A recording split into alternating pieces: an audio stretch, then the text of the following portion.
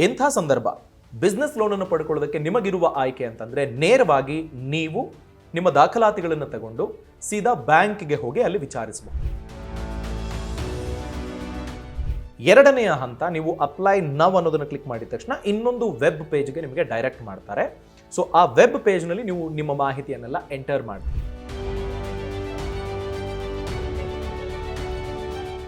Representative ನಿಮ್ಮ ಜೊತೆ ಮಾತಾಡ್ತಾರೆ, ನಿಮ್ಮ ಅಗತ್ಯತೆಗಳೇನು ಅಂತ ತಿಳ್ಕೊಳ್ತಾರೆ. ಆ ಬಳಿಕ ನಿಮ್ಮ ಬಿಸ್ನೆಸ್ಸಿಗೆ ಯಾವ ಕಾರಣಕ್ಕಾಗಿ ಸಾಲ ಬೇಕು, ಯಾವ ಥರದ ಬಿಸ್ನೆಸ್ ಮಾಡ್ತಿದ್ದೀರಾ, ಎಷ್ಟರ ಮಟ್ಟಿಗೆ ನೀವು ಲಾಭ ಮಾಡೋದಕ್ಕೆ ಸಾಧ್ಯ, ಇದೆಲ್ಲವನ್ನು ಡಾಕ್ಯುಮೆಂಟ್ಸು, ಫಿನಾನ್ಷಿಯಲ್ ಡಾಕ್ಯುಮೆಂಟ್ಸ್ಗಳನ್ನು ತಗೊಂಡು ಕ್ರಾಸ್ ವೆರಿಫೈ ಮಾಡಿ.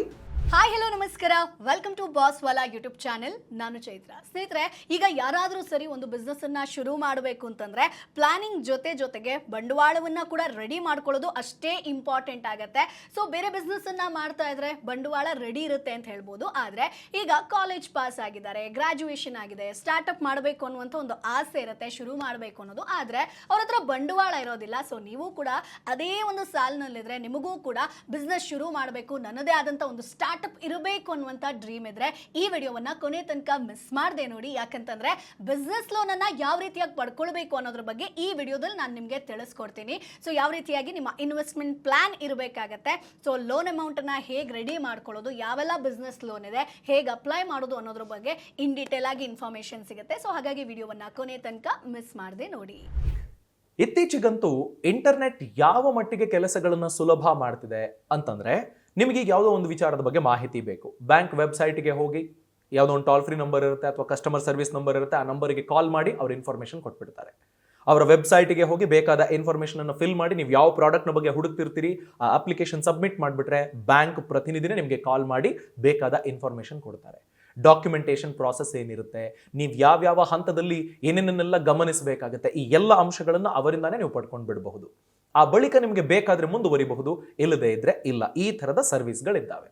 ಎಂಥ ಸಂದರ್ಭ ಬಿಸ್ನೆಸ್ ಲೋನ್ ಅನ್ನು ಪಡ್ಕೊಳ್ಳೋದಕ್ಕೆ ನಿಮಗಿರುವ ಆಯ್ಕೆ ಅಂತಂದ್ರೆ ನೇರವಾಗಿ ನೀವು ನಿಮ್ಮ ದಾಖಲಾತಿಗಳನ್ನು ತಗೊಂಡು ಸೀದಾ ಬ್ಯಾಂಕ್ಗೆ ಹೋಗಿ ಅಲ್ಲಿ ವಿಚಾರಿಸಬಹುದು. ಅಲ್ಲಿ ಲೋನ್ ಸೆಕ್ಷನ್ನಲ್ಲಿ ನಿಮ್ಮನ್ನು ಕೂರಿಸ್ಕೊಂಡು ನಿಮ್ಮ ಆಲೋಚನೆ ಏನಿದೆ, ಎಷ್ಟು ಮೊತ್ತದ ಹಣ ನಿಮಗೆ ಬೇಕಾಗುತ್ತೆ, ನೀವು ಎಕ್ಸಿಸ್ಟಿಂಗ್ ಕಸ್ಟಮರಾ ಇಲ್ವಾ, ಈ ಎಲ್ಲವನ್ನು ಪರಿಗಣಿಸಿ ನೀವು ಓಕೆ ಕ್ರೆಡಿಟ್ ವರ್ತಿ ಅಂತ ಅನಿಸಿದ್ರೆ ಆ ಬಳಿಕ ನಿಮ್ಮ ಬಿಸ್ನೆಸ್ನ ಬಗ್ಗೆ ಗಮನಿಸ್ತಾರೆ.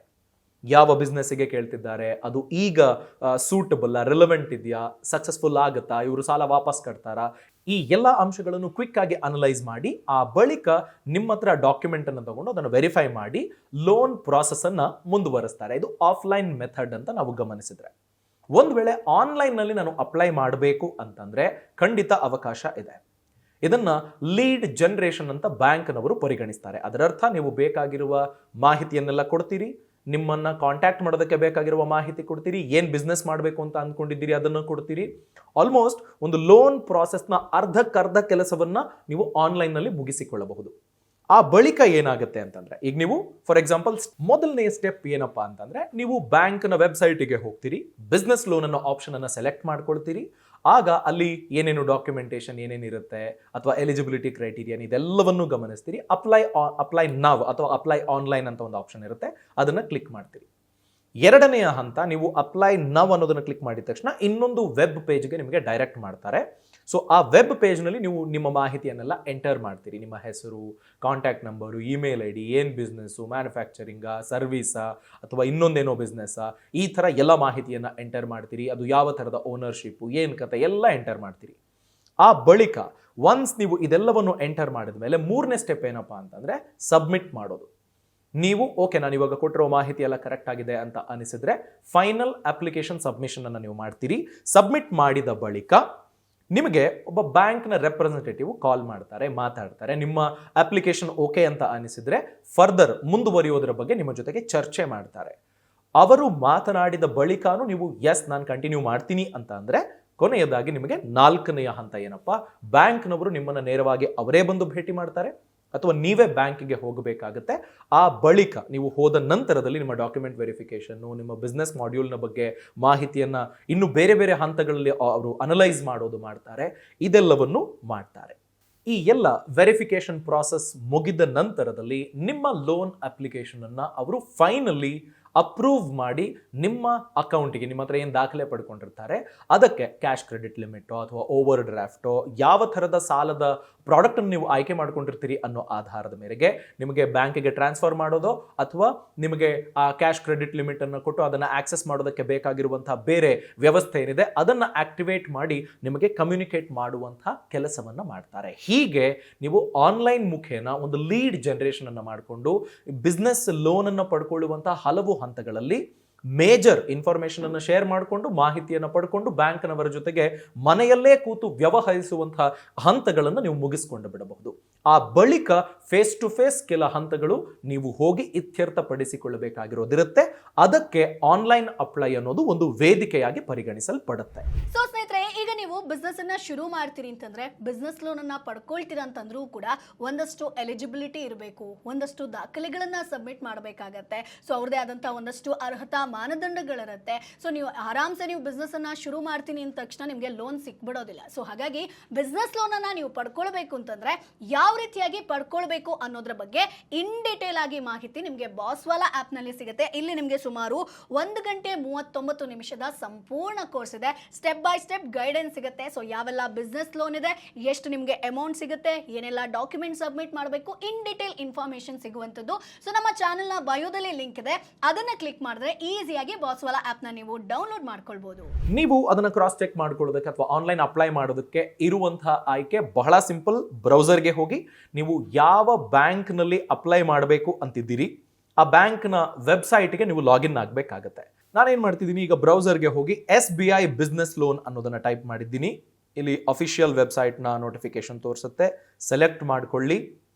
ಆ ಬಳಿಕ ನೋಡಿ ಇಲ್ಲಿ ನಿಮಗೆ simplified small business loan, features, eligibility, assessment, ಈ ಎಲ್ಲದರ ಬಗ್ಗೆ ಮಾಹಿತಿ ನೀವು ತಿಳ್ಕೊಂಡಿದ್ದೀರಿ. ಅಪ್ಲೈ ನವ್ ಅನ್ನೋ ಆಪ್ಷನ್ ಇದೆಯಲ್ಲ ಅದನ್ನು ಕ್ಲಿಕ್ ಮಾಡಿ. ಈ ಆಪ್ಷನ್ ಅನ್ನು ಕ್ಲಿಕ್ ಮಾಡಿದ್ರೆ ನಿಮಗೆ ಬೇರೆ ವೆಬ್ ಪೇಜ್ಗೆ ರೀಡೈರೆಕ್ಟ್ ಮಾಡುತ್ತೆ. ನೋಡಿ, name of the key person. ಈಗ ನೀವು ಯಾವುದೋ ಒಂದು ಸಂಸ್ಥೆಯಲ್ಲಿದ್ದೀರಿ, ಡೈರೆಕ್ಟರ್ಸ್ ಎಷ್ಟೋ ಜನ ಇದ್ದಾರೆ, ಯಾರು ಪಡ್ಕೊಳ್ಳೋದಕ್ಕೆ ಮುಂದುವರಿತಿದ್ದಾರೆ, ಯಾರೋ ಒಬ್ಬ ವ್ಯಕ್ತಿಯ ಹೆಸರನ್ನು ನೀವು ಇಲ್ಲಿ ಕೊಡಬಹುದು. ಯಾವುದು ನಿಮ್ಮ ಬಿಸ್ನೆಸ್ನ ಹೆಸರೇನು, name of the unit, constitution ಯಾವ ಥರದ್ದು, public limited, private limited, partnership limited ಲಯಬಿಲಿಟಿನ, ಪ್ರೊಪ್ರೈಟರ್ಶಿಪ್, ಹೀಗೆ ನಿಮಗೆ ಬೇರೆ ಬೇರೆ ಥರದ ಆಯ್ಕೆಗಳಿದ್ದಾವಲ್ಲ, ಇದನ್ನು ನೀವು ಸೆಲೆಕ್ಟ್ ಮಾಡ್ಕೊಳ್ಬೇಕಾಗತ್ತೆ. ಆ ಬಳಿಕ ಮೊಬೈಲ್ ನಂಬರ್, ಇಮೇಲ್ ಅಡ್ರೆಸ್ಸನ್ನು ಎಂಟರ್ ಮಾಡಬೇಕಾಗತ್ತೆ. ಯಾವ ರಾಜ್ಯ, ಯಾವ ಜಿಲ್ಲೆ, ಯಾವ ಬ್ರಾಂಚ್ನಲ್ಲಿ ನೀವು ಅಪ್ಲೈ ಮಾಡಬೇಕು ಅಂತ ಅಂದ್ಕೊಂಡಿದ್ದೀರಿ ಅದನ್ನು ಸೆಲೆಕ್ಟ್ ಮಾಡ್ಕೊಳ್ಬೇಕು. ನೋಡಿ, ಫಾರ್ ಎಕ್ಸಾಂಪಲ್ ಈಗ ನೀವು ರಾಜ್ಯವನ್ನು ಸೆಲೆಕ್ಟ್ ಮಾಡ್ಕೊಂಡ್ಬಿಟ್ರೆ ಆಟೋಮ್ಯಾಟಿಕಲಿ ಅದೇ ಅಪ್ಡೇಟ್ ಮಾಡ್ಕೊಳ್ಳುತ್ತೆ ಬ್ರಾಂಚ್ ಕೋಡ್. ಅದನ್ನೆಲ್ಲ ಅಂದರೆ ನೀವು ಈ ಬ್ರಾಂಚ್ಗೆ ಅಪ್ರೋಚ್ ಮಾಡ್ತಿದ್ದೀರಾ ಅನ್ನೋದು ಅವರಿಗೆ ಇಂಟಿಮೇಟ್ ಆಗುತ್ತೆ. ಆ ಬ್ರಾಂಚ್ನ ಯಾರಾದರೂ ಒಬ್ಬರು ರೆಪ್ರೆಸೆಂಟೇಟಿವ್ ನಿಮ್ಮ ಜೊತೆಗೆ ಮಾತಾಡಿ ಪ್ರಾಸೆಸನ್ನು ಮುಂದುವರಿಸ್ತಾರೆ. ಹೀಗಾಗಿ ಇಲ್ಲಿ ನೋಡಿ ಸೆಲೆಕ್ಟ್ ಸೆಕ್ಟರ್ ಅಂತಿದೆ. ಮ್ಯಾನುಫ್ಯಾಕ್ಚರಿಂಗಾ, ಸರ್ವಿಸಾ, ಟ್ರೇಡಿಂಗಾ ಅನ್ನೋದನ್ನ ನೀವು ಸೆಲೆಕ್ಟ್ ಮಾಡ್ಕೊಳ್ಬೇಕು. ಮ್ಯಾನುಫ್ಯಾಕ್ಚರಿಂಗ್ ಅಂತ ಸೆಲೆಕ್ಟ್ ಮಾಡ್ಕೊಂಡ್ರೆ ಸೊ ಇಲ್ಲಿ ಸೆಲೆಕ್ಟ್ ಪರ್ಪಸ್ ಅಂತ ಇದೆಯಲ್ಲ ಅದನ್ನು ಕ್ಲಿಕ್ ಮಾಡಿದ್ರೆ ನೋಡಿ ನಿಮಗೆ ಯಾವ ಥರದ ಸಾಲದ ಅವಕಾಶ ಇದೆ ಅನ್ನೋದನ್ನು ತೋರಿಸ್ತಾ ಇದೆ, ಮತ್ತು ಏನಕ್ಕೆ ಸಾಲಕ್ಕಾಗಿ ನೀವು ಅಪ್ಲೈ ಮಾಡ್ತಿದ್ದೀರಿ ಅನ್ನೋದನ್ನು ತೋರಿಸ್ತಾ ಇದೆ. ಲೋನ್ ಅಗೇನ್ಸ್ಟ್ ಪ್ರಾಪರ್ಟಿನ, ಬಿಸ್ನೆಸ್ ಲೋನ್ ಅಗೇನ್ಸ್ಟ್ ಕರೆಂಟ್ ಅಕೌಂಟಾ, dealer or vendor finance under tie up ಅಥವಾ warehouse financing, e commerce platform. ನೋಡಿ, ನೀವು ಫ್ಲಿಪ್ಕಾರ್ಟ್, ಅಮೆಝಾನ್ನಲ್ಲಿ ಏನೋ ಸೆಲ್ ಮಾಡಬೇಕು ಅಂತಿದ್ರೆ ಅಂಥದ್ದನ್ನು ಪರಿಗಣಿಸಿ ನಿಮಗೆ ಸಾಲವನ್ನು ಕೊಡೋದಕ್ಕೆ ಅವಕಾಶ ಇದೆ. ಹೀಗೆ ಬೇರೆ ಥರದ್ದು ನೋಡಿ, ಸೆಟಪ್ ಸ್ಮಾಲ್ ಬಿಸ್ನೆಸ್ಸು, ಸೆಟಪ್ ದಾಲ್ ಮಿಲ್ಲು, ಯಾವ ಪರ್ಪಸ್ಗಾಗಿ, ಮ್ಯಾನುಫ್ಯಾಕ್ಚರಿಂಗ್ನಲ್ಲಿ ಯಾವ ಪರ್ಪಸ್ಗಾಗಿ ನೀವು ಸಾಲಕ್ಕಾಗಿ ಬರ್ತಿದ್ದೀರಿ ಅನ್ನೋದನ್ನು ನೀವು ಇಲ್ಲಿ ಎಂಟರ್ ಮಾಡಬೇಕಾಗುತ್ತೆ. ಇದನ್ನು ಸೆಲೆಕ್ಟ್ ಮಾಡಿಕೊಂಡ ಬಳಿಕ ಮುಂದಿನದು ಪ್ರಾಡಕ್ಟ್ ನೇಮು, ನೀವು ಅದನ್ನು ಎಂಟರ್ ಮಾಡಬೇಕಾಗುತ್ತೆ. ಅಪ್ಲೈಡ್ ಅಮೌಂಟು, ನಿಮಗೆ ಮ್ಯಾನುಫ್ಯಾಕ್ಚರಿಂಗ್ ಸೆಕ್ಟರ್ನಲ್ಲಿ ಯಾವ ಕಾರಣಕ್ಕಾಗಿ ಸಾಲ ಬೇಕು, ಏನು ಪ್ರಾಡಕ್ಟನ್ನು ಮಾಡ್ತಿದ್ದೀರಿ ಅನ್ನೋ ಆಧಾರದ ಮೇರೆಗೆ ಎಷ್ಟು ಅಮೌಂಟ್ ಬೇಕು ಅನ್ನೋದನ್ನು ನೀವು ಇಲ್ಲಿ ಎಂಟರ್ ಮಾಡಬೇಕಾಗುತ್ತೆ. ಅದಾದ ಬಳಿಕ ಇಲ್ಲಿ ನೀವು ಸಬ್ಮಿಟ್ ಅನ್ನೋ ಆಪ್ಷನ್ ಅನ್ನು ಸೆಲೆಕ್ಟ್ ಮಾಡಿಕೊಂಡ್ರೆ ಲೀಡ್ ಜನರೇಷನ್ ಆಗುತ್ತೆ. ಇಲ್ಲಿ ನೋಡಿ, ನಿಮಗೆ ನಾವು ವೆಬ್ಸೈಟ್ನಲ್ಲಿ ಗಮನಿಸಿದ್ರು ಲೀಡ್ ಜನರೇಷನ್ ಅಂತಾನೆ ಇದನ್ನ ಪರಿಗಣಿಸೋದು. ನೀವು ಆನ್ಲೈನ್ ಅಪ್ಲೈ ಮಾಡಿದಾಗ ಅದನ್ನು ಅವರು ಲೀಡ್ ಜನರೇಟೆಡ್ ಅಂತ ಪರಿಗಣಿಸ್ತಾರೆ. ಅದಾದ ಬಳಿಕ ಪ್ರಾಸೆಸ್ ಮುಂದುವರಿಯುತ್ತೆ. ಅಂದರೆ ನೀವು ಬ್ಯಾಂಕಿಗೆ ಹೋಗಿ ವಿಚಾರಿಸಿ ಡಾಕ್ಯುಮೆಂಟನ್ನೆಲ್ಲ ಕೊಟ್ಟು ಅವರಿಗೆ ಅರ್ಥ ಮಾಡಿಸುವಂಥ ಪ್ರಕ್ರಿಯೆ ಏನಿತ್ತಲ್ಲ ಅದನ್ನು ಆನ್ಲೈನ್ನಲ್ಲೇ ಮುಗಿಸ್ಕೊಳ್ತೀರಿ ಅನ್ನೋದು ಇದರ ಅರ್ಥ. ಆ ಬಳಿಕ ನಾನಾಗಲೇ ಸ್ಟೆಪ್ ಬೈ ಸ್ಟೆಪ್ ಹೇಳಿದ್ನಲ್ಲ, ನಿಮ್ಮ ಈ ಅಪ್ಲಿಕೇಶನ್ ಆ ಬ್ರಾಂಚ್ನವರಿಗೆ ರಿಸೀವ್ ಆಗುತ್ತೆ, ಅವರಿಗೆ ನೋಟಿಫಿಕೇಶನ್ಸ್ ಬರುತ್ತೆ. ಆ ಬಳಿಕ ರೆಪ್ರೆಸೆಂಟೇಟಿವ್ ನಿಮ್ಮ ಜೊತೆ ಮಾತಾಡ್ತಾರೆ, ನಿಮ್ಮ ಅಗತ್ಯತೆಗಳೇನು ಅಂತ ತಿಳ್ಕೊಳ್ತಾರೆ. ಆ ಬಳಿಕ ನಿಮ್ಮ ಬಿಸ್ನೆಸ್ಸಿಗೆ ಯಾವ ಕಾರಣಕ್ಕಾಗಿ ಸಾಲ ಬೇಕು, ಯಾವ ಥರದ ಬಿಸ್ನೆಸ್ ಮಾಡ್ತಿದ್ದೀರಾ, ಎಷ್ಟರ ಮಟ್ಟಿಗೆ ನೀವು ಲಾಭ ಮಾಡೋದಕ್ಕೆ ಸಾಧ್ಯ, ಇದೆಲ್ಲವನ್ನು ಡಾಕ್ಯುಮೆಂಟ್ಸು, ಫಿನಾನ್ಷಿಯಲ್ ಡಾಕ್ಯುಮೆಂಟ್ಸ್ಗಳನ್ನು ತಗೊಂಡು ಕ್ರಾಸ್ ವೆರಿಫೈ ಮಾಡಿ ಆ ಬಳಿಕ ಆಕ್ಚುಯಲ್ ಪ್ರಾಸೆಸ್ ನಿಮ್ಮ ಅಪ್ಲಿಕೇಶನ್ ಅನ್ನು ಅಪ್ರೂವ್ ಮಾಡೋದು ರಿಜೆಕ್ಟ್ ಮಾಡೋದು ಬ್ಯಾಂಕ್ನವರು ಡಿಸೈಡ್ ಮಾಡ್ತಾರೆ. ಸೊ ಈ ಒಂದು ವಿಡಿಯೋ ನಿಮಗೆ ಯೂಸ್ಫುಲ್ ಆಗಿರುತ್ತೆ ಅಂತ ಅನ್ಕೊಳ್ತೀನಿ. ಮುಂದಿನ ವಿಡಿಯೋದಲ್ಲಿ ಮತ್ತಷ್ಟು ಬಿಸ್ನೆಸ್ ಐಡಿಯಾ ಜೊತೆ ಮತ್ತಷ್ಟು ಸ್ಕೀಮ್ ಆಗಿರ್ಬೋದು, ಲೋನ್ ರಿಲೇಟೆಡ್ ಮಾಹಿತಿಯನ್ನ ತಿಳಿಸ್ಕೊಡ್ತೀನಿ. ಅಲ್ಲಿವರೆಗೂ tata bye bye. Boss Wala. Be the boss.